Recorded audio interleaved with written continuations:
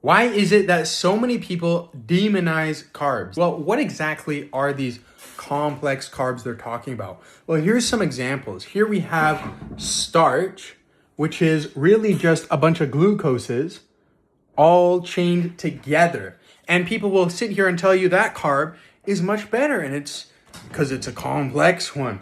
Or we'll have maltose over here. And what does that look like? That looks a lot like glucose.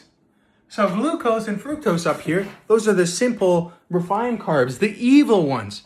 Why are those the evil ones when really starch and maltose are just glucoses connected together? So people try to demonize that. And they'll say that those refined carbs are bad, when in reality, your body just breaks down those polysaccharides like maltose or starch, and it'll break it down into the refined carbs, into glucose. So why? Why do people demonize those? And then your body all breaks it down the same way. It brings fructose and glucose, it undergoes glycolysis, and through the same process. Same with starch, gets turned into glucose. This little bond right here gets cut, and then you have a bunch of glucoses. And then it goes through glycolysis again, the same process.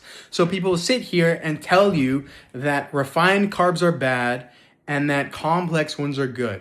Well, the only reason that they could be saying that is because sometimes the refined carbs will have a little spike in the blood sugar a little bit faster than the complex ones, because the complex ones take a little bit longer to break down. But in reality, the main reason you get a nice broad band isn't going to be from the sugar.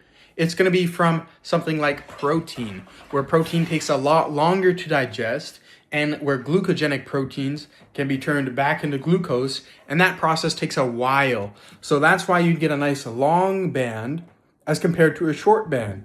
Because the difference between refined carbs like glucose and the starches isn't that big of a difference. The curve is still going to be a peak when it comes to starches and polysaccharides, because your body is still pretty quick at breaking down carbs and breaking down sugars.